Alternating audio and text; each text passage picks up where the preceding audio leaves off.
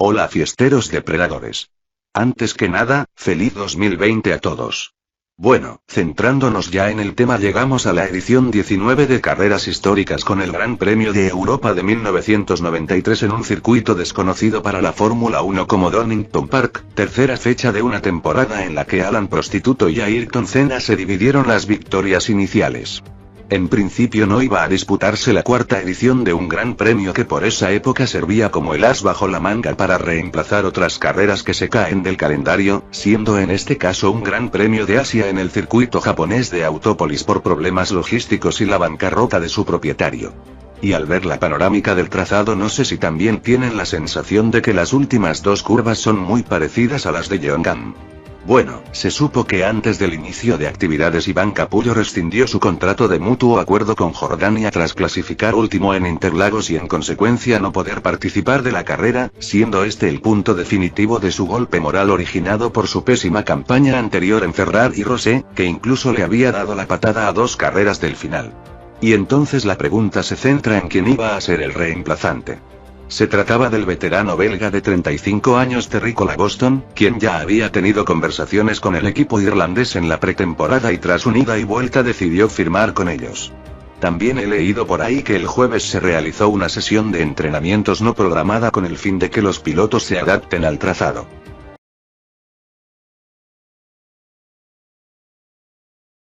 Tres poles sobre 3 posibles para un Alan Prost que aseguraba su posición de privilegio número 23 en la categoría reina y la 55ª para los Guillermos, que también obtenía la 12ª consecutiva y ya se colocaban a 5 de la marca más alta, correspondiente al dominante McLaren de finales de los 80 con participación del propio Narizotas francés, quien a mitad de temporada junto a Damián Colinas romperían ese récord que hasta el día de la fecha se mantiene vigente.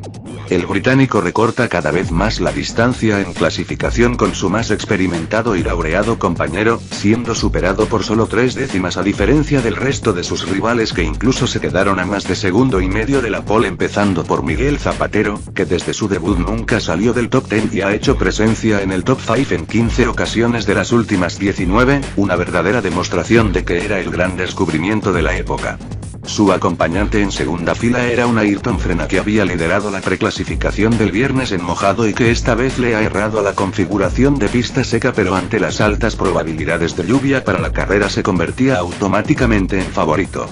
Para el brasileño esta fue su peor posición clasificatoria desde México 92, donde partió sexto. Y hablando del sexto puesto, el padre adoptivo de Marco Espurio también recorta distancias en los tiempos con el tricampeón brasileño, pero aún así sigue lejos de ese potencial y tal que quedó en medio de los dos Suaver, que en apenas su tercer gran premio logra el mejor resultado conjunto no solo de la temporada, sino de su historia hasta Australia 2003. Y hablando de sus pilotos, Carlos Buenlingera por su parte obtuvo el que fue su mejor resultado clasificatorio en toda su trayectoria dentro de la máxima, superando por primera vez a un Jared Leto que puede darse por satisfecho después de una magnífica preclasificación donde acabó justo por detrás de los superiores Cartoon Senna y los Minions.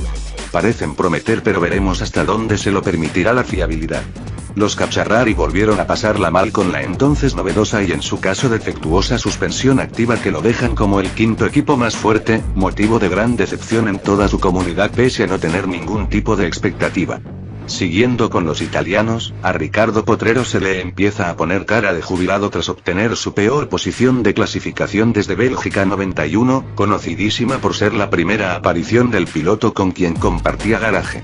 En Bonolotus Juanito Hierbas se pone 2-1 sobre un Alejandro Sanador que igualaba su mejor posición de salida hasta entonces, mientras entre medio de ambos Rubén Barrichello pone el nombre de su escudería en la mitad de la tabla como en las dos clasificaciones anteriores, pero esta vez le toca salir mejor posicionado.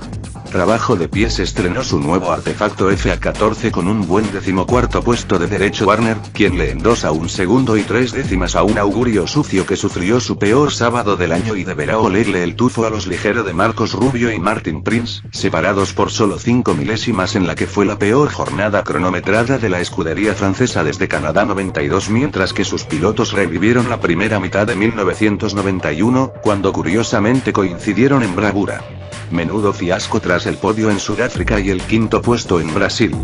Después de 2 temporadas fuera de la Fórmula 1, Felipe Aliento le mete un nuevo cachetazo a Eric Puntos en el duelo interno de diccionario y por solo una milésima quedó delante del sobrinito de Emerson, encerrado entre ambos franceses. Eso significa otra humillación para un Fabricio Barbaridad que sufre en las tandas cronometradas y aunque no lo parezca, obtuvo su mejor clasificación en su muy corta trayectoria en la máxima categoría.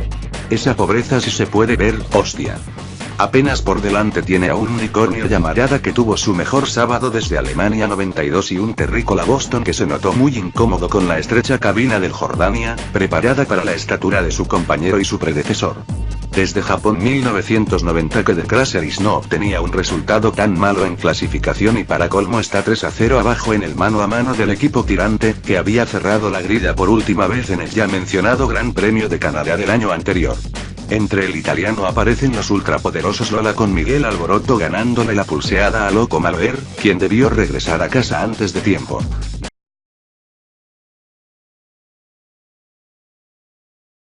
Antes de la vuelta de formación vemos un lugar vacío porque Jared Leto tuvo una falla eléctrica en su suben y deberá tomar la salida desde boxes tras subirse al muleto, configurado para su compañero de equipo. Todo listo para la primera carrera de Fórmula 1 en el mojado asfalto de Donington Park con invitados de lujo como Lady Di y su hijo menor Harry, a quien en el futuro se lo vería numerosas veces por el paddock. Y por si alguno no estaba informado, el semáforo no es el que actualmente conocemos sino que más bien parece de calle y tras encenderse la luz verde prostituto sale como un tiro mientras a sus espaldas Carlos Buenlinguera toma por sorpresa a Schumacher y Senador antes de llegar a la primera curva pero después de eso se viene lo lindo. El brasileño en cuestión de metros se cepillaba al Benedetto y al Suaver, y de qué forma se lo hizo a este último en la curva 3 para colocarse a la estela de los Minions, a quienes superaría en las curvas de McLean y Melbourne respectivamente para culminar así la que es considerada la mejor primera vuelta de la historia, ya que nunca volvió a verse algo igual. Por otra parte Miguel Andretti era la cara contraria de la moneda para McLaren tras llevarse por delante al pobre Carlitos Buenlinguera en Copis y tiene la tan mala fortuna de no haber completado ni 5 vueltas en 3 grandes premios, un panorama más oscuro que el negro de WhatsApp para el hijo de Mario mientras que el austríaco llegaba a 4 abandonos consecutivos y el primero que no era por problemas mecánicos. El novato Rubén Barrichello no quiso ser menos que su compatriota y escaló 8 posiciones con su Jordania quedando por delante de nombres fuertes como Juan Alexis, su futuro compañero Miguelín y Gerardo Vargas mientras los lutos con Ricardo Patriarcal intercalado cerraban el top 10. Menuda manera de cerrar la tercera vuelta para los trabajo de pies, con Derecho Guerrero perdiendo la 11ª plaza a manos de un sorprendente Fabricio Bárbaro y mucho más al fondo Augurio Sucio hizo un trompo que le hacía caer al penúltimo lugar.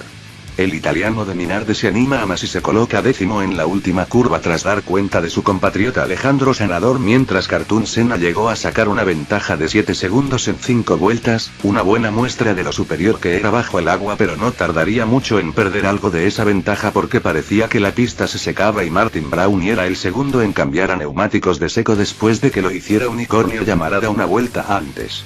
Y daba la sensación de que no había limitador de velocidad en boxes, una de las varias medidas de seguridad añadidas tras el trágico fin de semana en Imola.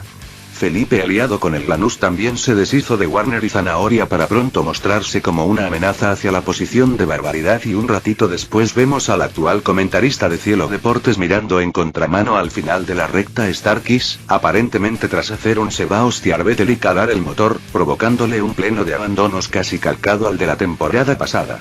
Lo que sí era cierto es que la pista iba mejorando y los registros eran la prueba principal, por lo que Juanito Hierbas también decide poner ruedas de seco y cae del 8º al 11º puesto. Su compañero Alejandro Zanahoria había parado una vuelta antes y por eso lo encontramos tan retrasado, dándose el gusto de molestar a los Guillermos un buen rato al punto de ilusionar al espectador con una lucha entre ambos. Imaginen si habrían team radios, seguramente escucharíamos a un Alan prostituto disgustado con esta acción del italiano de Bono Lotus que lo dejó a esta distancia de Poseidón. Gerardo Vargas es otro que va a por neumáticos de seco cuando iniciaba la vuelta 15 pero se le apaga el motor y pierde más de la cuenta, volviendo a pista por detrás de Juan Gilberto. La huella seca comenzaba a aparecer y faltaban las paradas del top 6, empezando por Juan Alexis en la 17, Damián Colinas y el Casero en la 18, a quien no le enfocaron su pit stop como al barril de Kellogg's en la 19, o sea en la misma que Senador y en la 20 lo había hecho el entonces líder Próstata. El francés de Ferrari Rosse le ganó la partida al joven brasileño de Mierdordan, y hablando justamente de los de Mariconello vemos a un Gerardo Vergas que valió idem después de una falla con la suspensión activa que le causó su tercer abandono en igual cantidad de carreras pese al puntito de Kyalami, siendo este su peor inicio de temporada desde 1989, año en el que finalizó su primera etapa vestido de rojo pero que quedó cerca de no hacerlo por este accidente.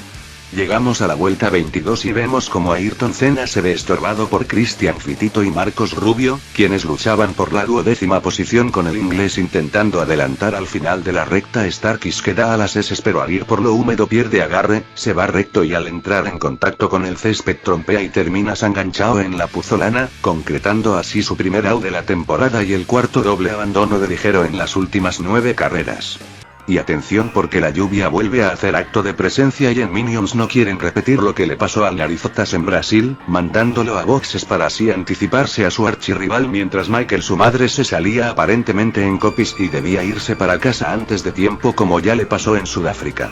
Mientras tanto en McLaren tienen preparadas las ruedas para un Cartoon Senna que decide mantenerse en pista y una vez finalizada la vuelta 24 Mamón Gilipollas imita la jugada de su compañero quedando ambos por detrás de Juan Alisado y Burrens Barrículo, quien acabaría cediendo ante el tetracampeón galo 3 vueltas más tarde. Y finalmente la espera de los mecánicos termina cuando su piloto inició la vuelta 29 regresando a pista con la primera posición intacta y suficiente ventaja, la cual actualmente se habría ido a la mierda porque el diccionario de Felipe Aleta estaba parado en medio de las S después de haber sido embestido por quien sino, Andrés Cesarea, alias de Craseris, quien estaba doblado y con esto le quitó al francés una buena oportunidad para darle puntos por primera vez a su escudería bajo el nombre original, ya que rodaba séptimo.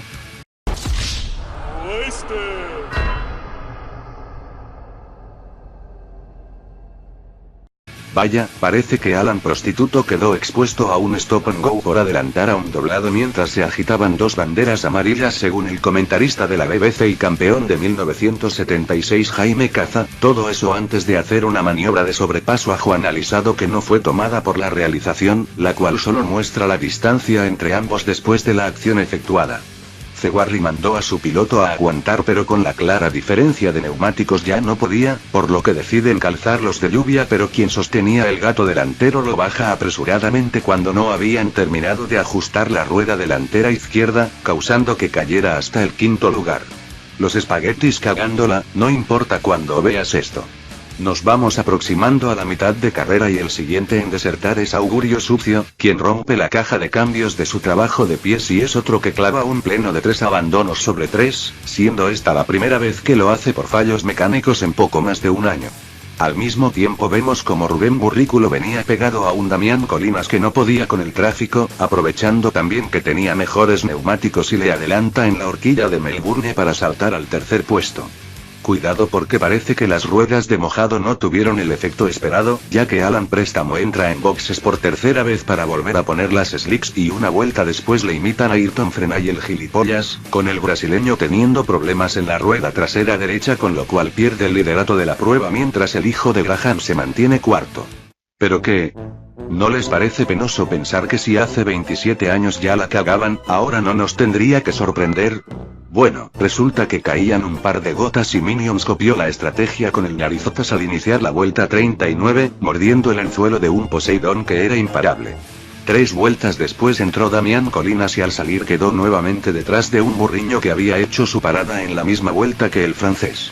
Y hablando de dicha nacionalidad, Juan Alexis había abandonado una vuelta después de este pit stop por el mismo problema que ya padeció su compañero, dándole a la escudería su 5º doble abandono en los últimos 8 grandes premios y el último antecedente de haber sumado un solo punto o ni siquiera eso en las 3 carreras iniciales data de 1981.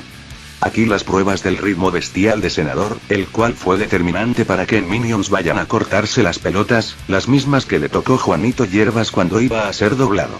En la vuelta 49 entra el Narizotas para su 5º pit stop y una vez terminado el cambio de neumáticos sucede el drama. El motor truñol se detiene y los mecánicos hacen todo por encenderlo nuevamente, tardando hasta 40 segundos que le hacen retroceder a la 4ª plaza y para su desgracia con vuelta perdida. Coincidencia o no, la venganza es un plato que se sirve frío. Rubén Barrichello estaba a menos de 30 vueltas de convertirse en el piloto más joven de la historia en subirse al podio con 20 años 10 meses y 19 días, mientras su compatriota doblaba al otro Guillermos, que también ingresó por quinta vez para poner los neumáticos slicks y devuelve el tercer puesto a su compi prostituto, pero no por mucho tiempo. El francés está obligado a detenerse en boxes por sexta vez y el motivo ha sido la caída de presión en sus neumáticos, o en otras palabras, pinchazo lento. Siguiendo con los rezagados, unas vueltas atrás veíamos de puro ojete una lucha entre tres por la sexta posición que se decantó en favor de Derecho Guerrero, que había adelantado en la recta de Starkey a Fabricio Barbaridad antes de que Ricardo Patriarcado se metiera en boxes. ¿Alguien puede explicarme qué hace el barril de Kellogg's por delante de Cartoon Senna? Mala mía, no se ha colocado líder porque se encontraba a más de un minuto, y el que esto suceda solo significa una cosa. Va a ser doblado, y de hecho es el último en serlo. No obstante, al final de esa misma vuelta hace su cuarto ingreso para otro cambio de neumáticos y queda reubicado tercero. Y hablando de ingresar, es el último cuarto de carrera y Poseidón se mete en boxes a por gomas de lluvia, pero un mecánico le hace señas de que siga su marcha porque no las habían preparado, ahorrándose una importante pérdida de tiempo. A simple vista parece un drive-thru que todavía no existía, pero lo que suena curioso es que al haber pasado por el pit lane hizo la vuelta más rápida de la carrera. Y no se trata de algo normal, y supongo que esa situación sigue sorprendiendo desde entonces. A ver si Fred Full, Ferrari y mierdeces aprenden la lección con esto, XD. Después vemos las posiciones y encontramos a Alan Prost a tercero, ya que Burrens Barrichello volvió a parar por haber errado en la elección de neumáticos ante el regreso de la lluvia, y durante estas vueltas Damián Colinas se acerca bastante a Senador, pero no para arrebatarle la victoria, sino para desdoblarse. Una humillación que no estaba en los planes iniciales ni formaba parte del peor escenario posible, y seguramente esta imagen no es lo que parece por más deseada que sea. En esa misma vuelta 65 vemos trompos de Alejandro Zanahoria y Cristian Fitito en la inmediación de la curva Cotes, donde también veríamos a un terrícola Boston que viene con problemas en su Jordania, más bien en su acelerador, lo cual no le permitirá llegar al final en su gran premio de regreso a la máxima categoría. Finalmente el sobradísimo líder hace su cuarto pit stop al iniciar la vuelta 67, que rompen el ojete, para finalmente colocar las gomas de piso mojado y terminar la carrera lo más tranquilo posible. 2 vueltas más tarde la realización nos muestra a Férreo Warner dejando su fútbol a un costado de la recta principal por una falla en la caja de cambios cuando rodaba sexto, lo que significaba que iba a puntuar por primera vez tras 2 años ausente, pero terminó siendo el segundo doble abandono de la temporada para su escudería, mientras no pasaba ni un ratito cuando Mamón Gilipollas se metió en boxes por sexta vez para calzar, al igual que todos, las ruedas de lluvia, y adivinen qué. Sí, volvió a ser doblado. Y justamente si nos referimos a doblados, su compañero hace su séptima parada y da la impresión de que colocó las de seco, una decisión que parece destinada a perder lo último que queda de una carrera desastrosa. Su perseguidor más o menos cercano, Juan Gilberto, es otro que estuvo cerca de echarlo todo a perder cuando trompeó en la bajada posterior a la curva McLeans.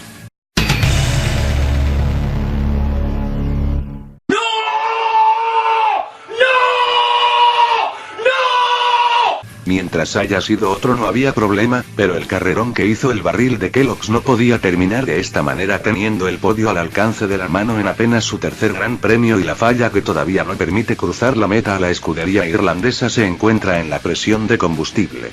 Por último, somos testigos de 2 incidentes que involucran a pilotos italianos, primero con Fabrizio Bastardo que trompea entre las curvas 4 y 5 tras ser adelantado por Ricardo Potrero, y luego Alejandro Sanador roza el césped con su rueda trasera derecha, con lo que pierde el control de su Lotus y corta la chicana posterior. Afortunadamente estos percances terminaron sin daños para ellos, y Ayrton Serena cierra su exhibición suprema obteniendo su 38ª victoria en la Fórmula 1 y la número 101 para Maclata, que quedaba a solo 2 de Ferrari y Rosé en la tabla histórica. Y como ven, esa misma bandera brasileña que sostiene en mano se le soltó cuando reemprendió la marcha en la vuelta de honor, quedando enganchada en la suspensión trasera, y para sorpresa de todos no hay destrozos a diferencia de Jorge Lo 117 años después. Como dice el dicho, el que no conoce a Dios, a cualquier santo le reza. Entre otros datos, Ford Cosworth quedaba a tiro de los 500 podios, una cantidad que ningún otro motorista podía presumir en la época, y desde Austria 1986 que el ganador no doblaba a su escolta, pero en este gran premio no fue el caso porque Colinas volvió a desdoblarse. Para el británico es apenas su segundo podio en la máxima categoría y encima consecutivo, algo tardío para sus por aquel entonces 32 años, mientras que Alan Prostituto se metió de milagro después de tener una de sus carreras más complicadas y es la tercera vez que acaba doblado habiendo finalizado entre los tres primeros después de Sudáfrica 1985 y Gran Bretaña 1986. Menudas caras de felicidad que no ven la hora para celebrar, juajajajajajajaja.